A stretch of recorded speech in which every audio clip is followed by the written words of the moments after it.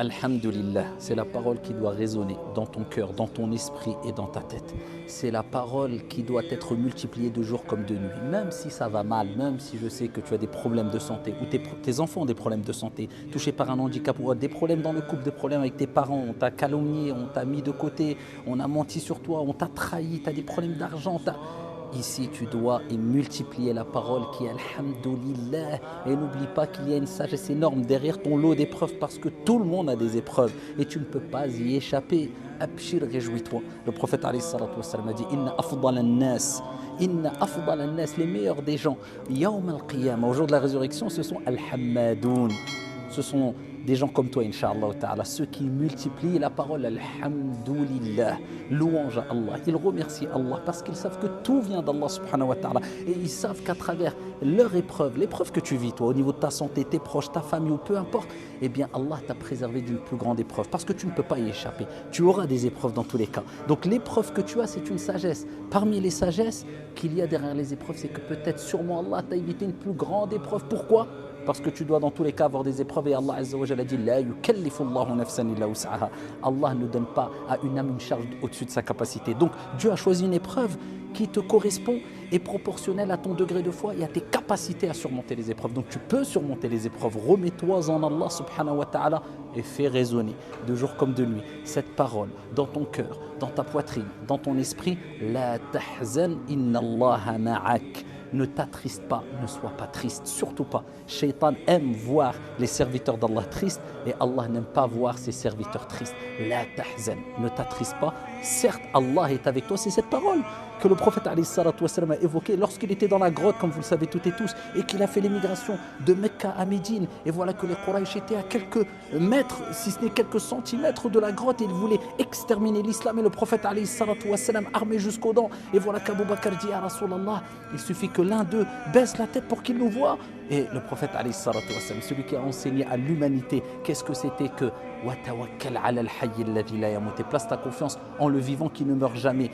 Il a enseigné à l'humanité que quand toutes les portes se ferment autour de toi, il restera toujours une porte qui restera ouverte, c'est la porte wa tawakkal ala al-hayy alladhi la yamut. Et place ta confiance en le vivant qui ne meurt jamais. Si tu frappes à la bonne porte, wallahi wa rabbil Kaaba, Allah subhanahu wa ta'ala t'ouvrira sa porte. Allah descendra ses miséricordes et al-barakat, ses bénédictions sur toi et fera dissiper tes soucis et tes tristesses. Le prophète a dit Ya Abu Bakr, que dis-tu de deux dont le troisième est Allah? La tahzan, inna Allah ma'ana. Allah est avec nous et n'oublie jamais Inna nasra ma'as sabr. Le secours, la délivrance, elle vient avec la patience. Wasbir wa ma sabruka illa billah. Et patiente, mais n'oublie pas, Allah nous rappelle que tu ne peux patienter qu'avec l'aide et l'assistance d'Allah. Donc demande à Allah, Ya Allah, assiste-moi, Ya Allah, permets-moi d'être ferme et de surmonter cette épreuve comme tu le souhaites, Ya Rab. Amma, éviter l'épreuve quand elle est là, tu vas perdre ton temps, tu vas te lamenter et tu ne cesseras de répéter mais si j'avais fait, si j'avais dit. Et le prophète nous a rappelé, ne dites pas si, mais ça c'est simple. Pourquoi? Parce que c'est une porte ouverte à Shaitan.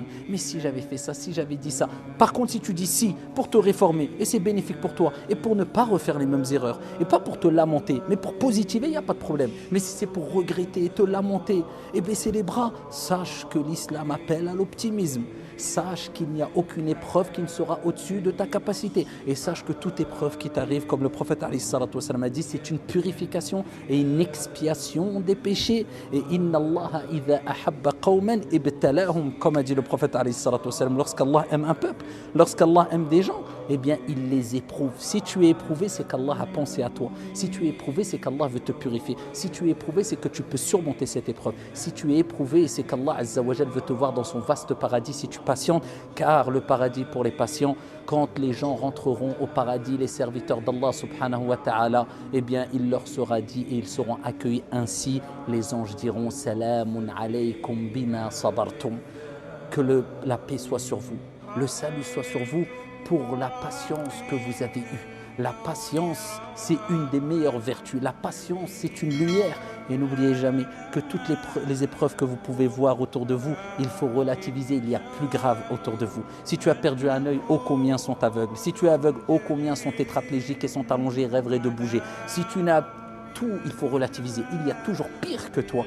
Et demain, tu riras de tes épreuves d'hier. Et combien de fois, quand on discute entre nous et on se remémore des graves épreuves qu'on avait eues à 5 ans en arrière ou 10 ans en arrière, on en rit quelquefois. Miséricorde d'Allah, hikmatullah, sagesse d'Allah. En tout cas, ne désespère pas. Et sache qu'Allah est avec toi. Il t'est simplement dit de te retourner vers Allah, de ne pas désespérer, d'invoquer Allah et surtout dans ta prière, le moment où vous êtes le plus proche d'Allah, comme le prophète alayhi salatu wassalam a dit, c'est lorsque vous êtes prosterné, akfiru du'a, kama qala al-Mustafa sallallahu alayhi wa sallam, augmenter les invocations, wallahi wa rabbil Kaaba, quand tu lèves tes mains et que tu pleures pour Allah subhanahu wa ta'ala et que tu n'en peux plus, eh bien c'est à ce moment-là que la délivrance va venir. Ne désespère jamais de la miséricorde d'Allah, qu'Allah dissipe vos soucis, qu'Allah dissipe vos tristesses, qu'Allah transforme, remplace vos soucis par une joie, une délivrance ici-bas et dans le delà. Amin ya rabbil alamin. Wassalamu alaikum.